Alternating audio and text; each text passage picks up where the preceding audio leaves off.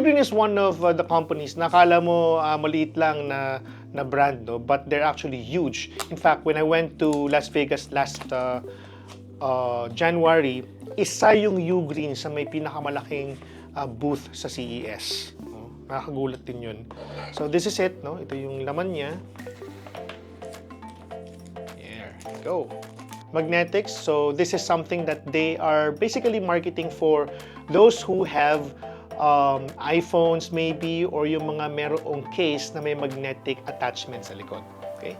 And yep, it does have a cable na kasama. Alright, so that is the first one. But before we proceed to the next product, let's go ahead and test it to our phone, which is the iPhone 15 Pro Max. This is the UGREEN 10,000 milliampere na magnetic wireless power bank. It connects like that. And there is a button here sa baba. Press na natin. May charge pa siyang dalawa. And our phone is now charging.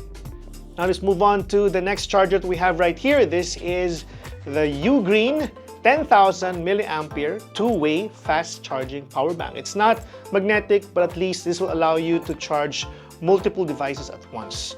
Maximum niya ay 20 watts. So for those of you who have Steam Deck or maybe ROG Ally, this might not be something that you're looking for because these are only meant for smartphones. Parang pang smartphones lamang ito. There you go. Ample yung weight niya, okay lang naman, pero parang mas mabigat itong isang to, no? Or parang parehas lang, I'm not sure. I don't have a weighing scale here. Ito yung itsura niya. So, meron din siya dito na LED. Let's go ahead and click this. So, it also tells the charge of the power bank so that you know kung ano yung capacity pa niya. We have here a Type A port and a Type C port. So, I would assume meron din kasamang cable sa loob. Yes, it does. It is a Type A to Type C cable, which is nice. At least included out of the box. We also have here some documentations, just like the ones we saw sa magnetic charger earlier.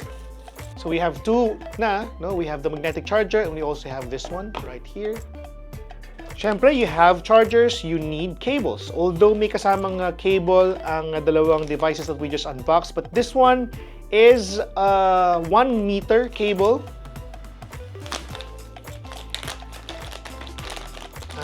The texture is, I think it's braided, which is nice. I believe I have something similar. No, I'm using something similar. It's a Type A to Type C cable. Let's go ahead to the next one, which is this one. This is another USB charger. I believe this is a 5-watt charger. All right, 5-watt charger siya, no? Buksan na rin natin. Para at least alam niyo, ano ba yung mga po pwedeng gamitin sa 5 watts? Pwedeng gamitin yan for your iPod, for your AirPods Pro maybe, you can use that, no? Yung mga TWS niyo, no? Pwede niyo gamitin ito para i-charge yung mga yon. Because there are phones na hindi niyo magamit yung mga phones for this kind of charger. And likely, no, as wattage usually goes down, no, mas nagmumura yung produkto. Yan lang siya, no? Very cute. Very cutesy, very demure. Kung may 5 watts, meron ding 20 watts. Okay? Smaller. Charger lang siya. Siyempre, walang power bank. So, these things can be compatible to each other. Alright. Okay. This one has a Type C and the other one has a Type A. So, Type A to, Type C naman to. 20 watts, this can be used on your iPhone because I believe iPhone up to a maximum of 20 watts. If you use chargers beyond 20 watts on iPhone, that's okay. You don't have to worry about that kasi the system can manage it. So you don't need to worry. Right? Walang kasamang walang kasamang cable, only the charger. Next one we have here is, my favorite. This one is the Nexode RG. Ito yung may pagka-robot na kapag sinaksak mo, umiilaw yung face niya, no? It does some emotions, like if it's recharging, if the charging is complete, and also if it's on standby, which is nice. let's open it up from this side. This one is 65 watts. So you can use this on your MacBook Air, MacBook Pro. You know? You can also use this also on the Steam Deck kasi 65 watts. But if you want to use this on your ROG Ally, you will not be able to meet the maximum wattage required para magamit mo yung maximum na performance niya. If you do want to really max out the Ally or Ally X or even the Legion Go. Okay. There you go. It's tiny, it's cute. It's cutesy also. So meron dito, hi, I'm RG. You can call me Robot Gan or Gallium Nitride. Kung tama. I can't wait to recharge, regenerate, and rejuvenate your batteries. Really cool, cute. Yan siya, oh. Una ko nakita to kay Mary Bautista, no? My friend Mary. At malapit ko na maging inaanak sa kasal, no? So, yan. So, user instruction, 65 watts 3-port PD GAN charger. And how does this work? So you have here the display. It's not actually display. It's kind of like a. It just shows some emoticons or emotions. Para lang at least alam mo kung fully recharged na yung device mo. You have here Type A, and then saksakan para sa MacBook and tablet, pwede. That's for the USB-C 2. You can also use USB-C 1. So perfect timing kasi meron tayo nito. Let's move on to the next one, which is another power bank. But this time, it's 25,000 milliampere, 145 watts. At saka, ayun na nga. For iOS and Android, safe charging, flight approved. Pwedeng dalhin sa mga flight. Let's compare it to the 10,000 milliampere that we have. This one is 25,000. Okay, we have here, ayun, may kasama na siyang cable na Type A to Type A. The ones that we saw earlier, puro Type A to Type C. Yep. So this one is Type A to Type C rather to Type C. May kasamang mga manuals, documentations, plus may kasama rin na pouch for this charger, or power bank rather. Let's see kung ano pa ang features dito. We have here more than power. This is the button. LED right here that says meron pa siyang 42%. You have here 140 watts in out 2, Type A, out 2. Now, this one doesn't say kung ilang watts yung kaya, but this one says na up to 140 watts. So if you have Steam Deck, if you have laptop, that would require 140 watts of power. Ito na yun. Let's go ahead and check if this can charge our GPD Win Mini, which I believe it can. Because this only requires 45 watts of charger. And let's press this button. Dapat lumabas yung charge button. There it says here. I don't know if you can see it, but it does say here that it is charging. Enough juice for me to perhaps use the GPD Win Mini twice and fully charge it twice, hopefully. Perfect for flights. Galing! Okay, let's move on to the next one, which is this UGREEN Open Wearable Stereo. 30 hours yung maximum niya na usage. Very secure fit. It's my first time actually trying out something like this, no? Na ganito yung itsura ng TWS. Normally, TWS, like the ones that we unboxed before, yung from Marshall, para siyang inspired from the iPhone, AirPods Pro and AirPods, and IEMs usually that you do to the ear. But this one is different. Let's go and check it out. I would assume that this one would also have their own software that you can download on iPhone and Android. But if not, that's okay. I would accept that, I think. Okay, you have a manual here, like how you power it on, you charge it, and how you wear it as well, which is kind of really different. Nothing else inside, no? Yun lang yung laman niya, no? Maliban sa mga documentations. But that's pretty much everything. Wala din yata siya nakasama na extra tips. So I'm not sure if you would need tips on this kind of TWS, but it does have a Type A to Type C charger, a cable rather. Okay, and this is the TWS by UGREEN, and to be exact, the model name is HiTune S3. This is it, pill-shaped. You have the charging port at the back.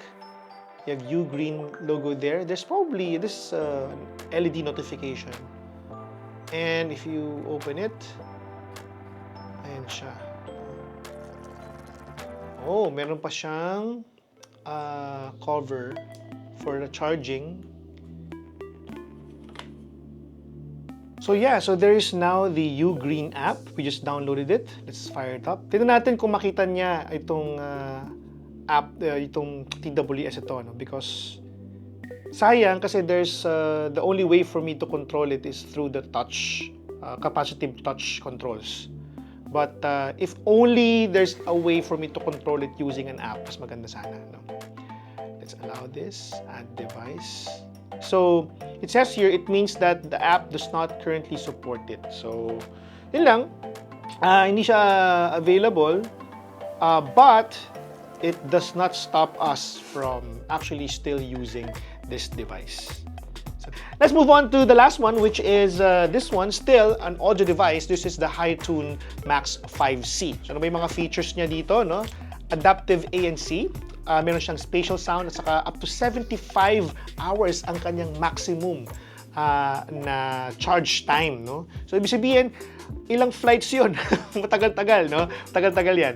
5 hours, ultra long time. Ang galing, galing. Okay, so, it's good to know that this one also supports LDAC. So, sa mga mahilig makinig ng music dyan, Bluetooth music na high resolution, supported yan. It also is compatible with the app that we just downloaded earlier, which is really cool. Medyo kamukha niya yung yung WH na 1000 XM5. Okay, but let's unbox this. Okay.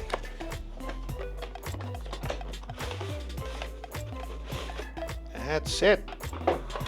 So, smaller box muna tayo. Inside, we have the charging cable, Type C to Type C. Very good. And we also have a Type A to Type... What is this? Why is there another one? Para saan?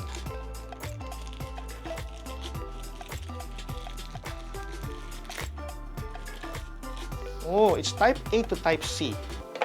For what? Maybe because you have chargers na Type A yung dulo and you don't have a choice. Maybe that's why. So, ayun, it's good. Very thoughtful of them to include two types of cables. That's very good. Yun na nga. May safety guide at saka manual. Very good. Oh, maganda. May gold accent pa. Magaan. Yung quality ng plastic na ginamit nila is not as premium as other headphones that I have. Pero yung cushion, no, ay premium. Ang ganda ng cushion, no? Lambot. And then we have ganda, may mga accents siya, may mga design cues na makes it different. May UGREEN logo. And then we have here controls, volume, and then the sleep wake button, yung on-off button, may ANC, may switch to dedicated for ANC, Type-C port if you want to charge it. Bluetooth connected. Okay, so ayan. Yun, that's how you do it. Connect muna manually via the Bluetooth settings and then you connect it to the app. So it says 100% battery. Noise cancelling control, naka-turn off siya right now. Pero syempre, wala masyadong akong marinig kasi nga, ano siya, closed, no? Headphone siya. There's awareness mode. ambient sound on, which is nice.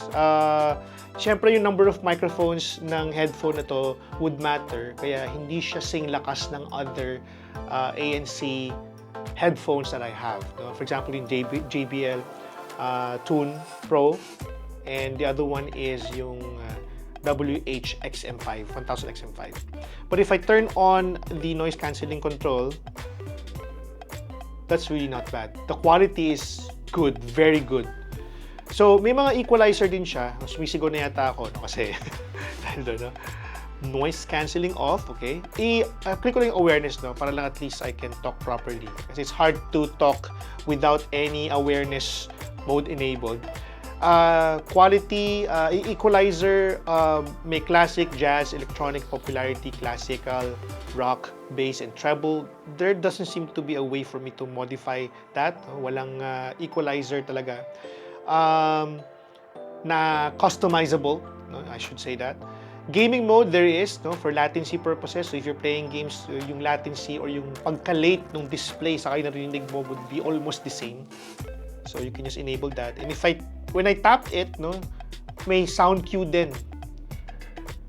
So yeah, so these are everything that UGREEN sent us. Again, special thanks to UGREEN for sending these items off. If in case no na magkaroon na naman ng sale si UGREEN, I highly suggest that you go check them out.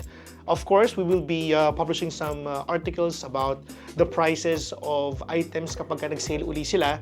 And we will tell you kung ano yung maganda doon. No? But among all the things that we receive here, ano ba yung pinaka, at least for me, the best? The best would be, syempre, yung robot. No? Ito yun, yung robot na to.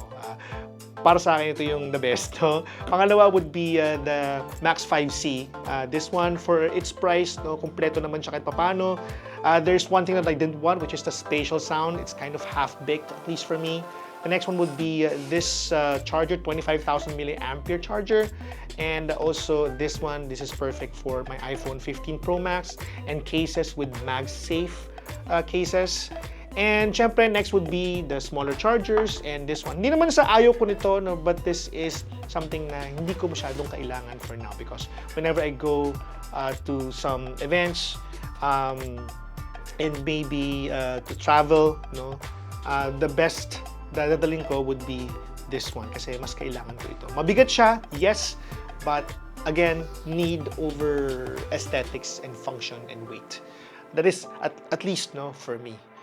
That's it for our video today. Thank you so much for watching. If you're new to the channel, I would love it if you can subscribe. This has been Gian. Catch you in the next one. Bye.